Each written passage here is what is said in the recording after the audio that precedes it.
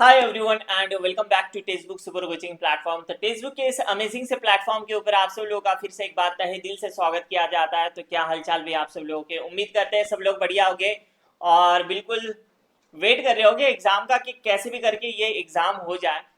देखो भाई, अब लास्ट दिन बचा हुआ है बस आपके पास, तो खुद के ऊपर भरोसा रखे, बिल्कुल भी प्रेशराइज नहीं होना है। आपने जो भी कर रखा है बहुत ही अच्छा कर रखा है, तो ऑल इज वेल, सब कुछ ठीक है। हम कुछ बेहतर करके आगे पॉजिटिव अप्रोच लेकर आपको एग्जाम के अंदर जाना है, ठीक है। एक दिन के अंदर देखो, आप ऑर्गेनिक रिवाइज करना है, इनऑर्गेनिक करना है, फिजिकल करना है, तो पूरा लेकर नहीं बैठना है आपको। जो इंपॉर्टेंट टॉपिक है बस उसे ही अच्छे से रिवाइज करना है। जैसे मैं ऑर्गेनिक की बात कर रहा हूँ, फाइनल फास्ट रिवीजन कैसे दे, तो जो मोस्ट रिपीटेड कॉन्सेप्ट है उससे हमें मार्क्स लेना है, ठीक है। जो क्वेश्चंस कभी कभार पूछे जाएंगे उससे नहीं, जो मोस्ट रिपीटेड है, जो बार बार पूछे आते हैं, इसे आपको अच्छे से रिवाइज करना है, ठीक है। तो देखो, यहां पर अगर मैं कंसेप्ट की बात करूं, सबसे पहले चैप्टर वाइज बात करते हैं, ठीक है। चैप्टर वाइज अगर हम बात करें, general organic chemistry, acidity and basicity, इसे देख लेना, हर बार क्वेश्चन रहता है। स्टेबिलिटी, रिएक्टिविटी टुवर्ड्स इलेक्ट्रोफाइल और न्यूक्लियोफाइल, यही जीओसी से आते हैं। एरोमेटिसिटी से aromatic, anti aromatic, non aromatic, homo aromaticity की पहचान। उसके बाद में frost diagram, anisotropic effect, aromaticity order in heterocyclic compound और सिस ट्रांस आइसोमराइजेशन, ये बहुत इंपॉर्टेंट है, ये हॉट टॉपिक है। सिस ट्रांस आइसोमराइजेशन और रोटेशनल बैरियर, मतलब जहां पर क्वाजी एरोमेटिक कंपाउंड की हम बात करते हैं।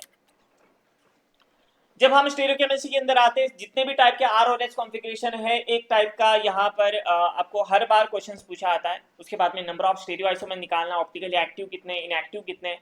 उसके बाद में रिलेशनशिप, होमोमर्स, इनैंशोमर्स, डायस्टीरियोमर्स, टोपोसिटी से क्वेश्चंस आता है, faces, होमोटोपिक faces, इनैंशोटोपिक faces, diastereotopic faces. उसके बाद में stability, reactivity of chair confirmation, boat confirmation, conformational isomer stability, जैसे हम देखते हैं न्यूमैन रिप्रेजेंटेशन के अंदर ब्यूटेन ब्यूटेन गॉची इंट्रैक्शन देखा जाता है। उसके बाद में अलग अलग ग्रुप लगाकर स्टेबिलिटी देखते हैं। Cram's model, chelation model, Felkin Anh model, ठीक है, वहां से पेयर ऑफ डायस्टीरियोमर्स बनता है। द मेजर प्रोडक्ट आपको पूछा जाता है।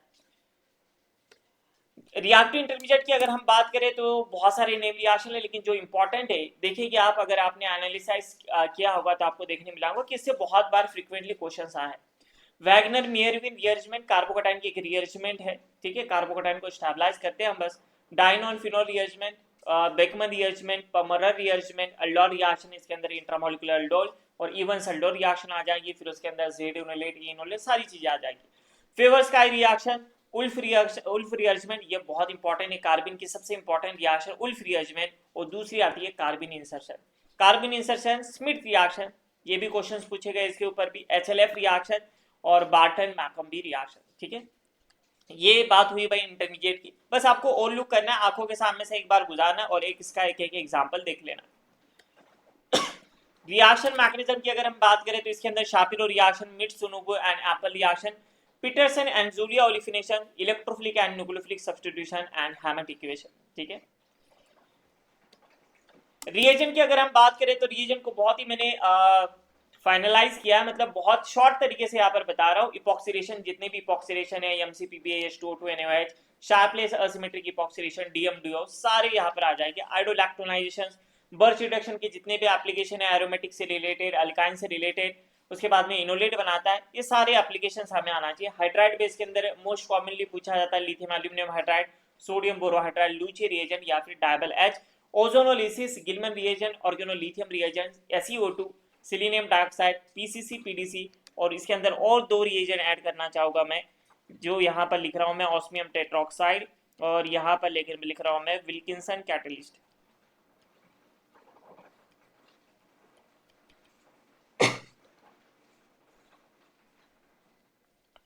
देखो इसके अंदर ये रिएक्शंस नहीं है, ये इसके अंदर एक रिएक्शन ऐड कर लेना, हाइड्रोबोरेशन ऑक्सीडेशन, हाइड्रोबोरेशन ऑक्सीडेशन, ये इसके अंदर ऐड कर लेना रिएक्शन मैकेनिज्म के अंदर। पेरीसाइक्लिक केमिस्ट्री की अगर मैं बात करूं, डिलसेट रिएक्शन बहुत इंपॉर्टेंट है, बहुत इंपॉर्टेंट, जिसके अंदर reactivity, regio selectivity and stereochemistry हमें पता होना चाहिए। इलेक्ट्रोसाइक्लाइजेशन रिएक्शंस की यहाँ पर भी स्टीरियोकेमिस्ट्री पता होना चाहिए। 2+2 साइक्लोएडिशन विद कीटीन, कीटीन वाले एग्जांपल ज्यादातर पूछे जाते हैं। कार्बिन, कार्बिन के साथ में 2,3 सिग्माट्रोपिक, मतलब कार्बिन के ऊपर अटैक किया जाएगा, 2,3 सिग्माट्रोपिक की पॉसिबिलिटी बनेगी। ऐसे क्वेश्चंस बहुत सारे रेफरेंस बुक के अंदर, तो ये ऐसे क्वेश्चंस आपको आ सकते हैं इस बार। 3,3 सिग्माट्रोपिक, ये तो भाई फेवरेट है सीएसआर वालों का, हर बार आपको देखने मिलता है, ठीक है। तो ये तो बहुत हॉट है, बहुत हॉट टॉपिक है। फूड केमिस्ट्री की बात करें तो नॉरिश टाइप 1, नॉरिश टाइप 2, अगर एक क्वेश्चन आता है तो नॉरिश टाइप 1, नॉरिश टाइप 2 से आपको मोस्टली देखने मिलता है। अगर इससे नहीं आया तो फिर एचएलएफ, बार्टन, डायपायमिथेन से आपको देखने मिलेगी।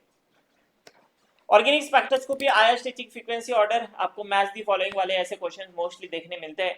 नंबर ऑफ सिग्नल पूछे आते हैं, H1 हो या फिर कार्बन 13 जैसे फेनेंथ्रीन, एंथ्रेसिन वगैरह, ठीक है। अल्फा पिनिन, ऐसे आपको ब्रीच कंपाउंड वगैरह यहाँ पर देखने मिलेंगे। स्ट्रक्चर डिटर्मिनेशन, डाटा दिए जाएंगे और आपको करेक्ट स्ट्रक्चर पहचानना होगा। ये सबसे आसान क्वेश्चन होता है और 4 मार्क्स के लिए पूछा आता है। और सबसे लास्ट में मैकलैफर्टी रिअरेंजमेंट, जो कि मास स्पेक्ट्रोस्कोपी के अंदर देखते हैं हम, एक रिअरेंजमेंट है, बिल्कुल सिमिलर होती है नॉरिश टाइप 2 की तरह, ठीक है। तो आप नॉरिश टाइप 2 भी वहां पर अप्लाई कर सकते हैं। और यहाँ पर आपको पूछा आता है उसके साथ साथ नेचुरल अबंडेंस, नेचुरल अबंडेंस के बारे में पूछा जाता है, एंड रिलेटिव इंटेंसिटी, जैसे क्लोरीन का आइसोटोप से उसकी इंटेंसिटी क्या होगी और उसका नेचुरल अबंडेंस क्या होगा। तो उम्मीद करते हैं कि सब लोगों को ये वीडियो अच्छा लगा और सारी चीजें अच्छे से क्लियर हो चुकी होगी, ठीक है। तो जो भी नए यूजर है, जो भाई जून के लिए प्रिपेयर नहीं कर रहे लेकिन दिसंबर के लिए प्रिपेयर करना चाहते हैं, तो भाई आप सबके लिए ब्रांड बैच लाया गया, इलाइट बैच, ठीक है, जो कि अब जस्ट स्टार्ट हो चुका है। तो अगर आप एनरोल करना चाहते हैं तो डिस्क्रिप्शन में आपको लिंक दी गई है, बिल्कुल बेसिक से एडवांस लेवल में आपको ये सारे टॉपिक वहां पर पढ़ाए जाएंगे, ठीक है। उसके लिए आपको प्रोमो कोड यूज करना है ARFAZ, ठीक है। तो आपको एक्स्ट्रा डिस्काउंट भी मिल जाएगा। और सबसे इंपॉर्टेंट बात, अगर आप क्वालिफाई होते हैं CSR, नेट, JRF, तो आपको 100% फी रिफंड की जाएगी। और अगर आप LS क्वालिफाई होते हैं तो आपको 80% फी रिफंड की जाएगी, ठीक है। तो ये जितने भी इंपॉर्टेंट टॉपिक बताए ना, एटलीस्ट इसे देखकर जाना और आप देखोगे कि इसमें से बहुत सारे कंसेप्ट आपके रिपीट हो जाएगा और अच्छी खास है मार्क्स आपको मिल जाएंगे, ठीक है, यकीन मानो, ठीक है। तो अगर आपको इससे रिलेटेड कुछ भी डाउट होगा ऑर्गेनिक से रिलेटेड, तो आप मुझे कमेंट बॉक्स में बता सकते हो और इसे अपने दोस्तों के साथ में जरूर शेयर करें, ठीक है। Thank you so much for watching and happy learning, take care everyone and see you guys, ठीक है। मेरी दुआ आप लोगों के साथ में हमेशा है, आपका जो एग्जाम है बहुत अच्छा जाए, ठीक है। Take care.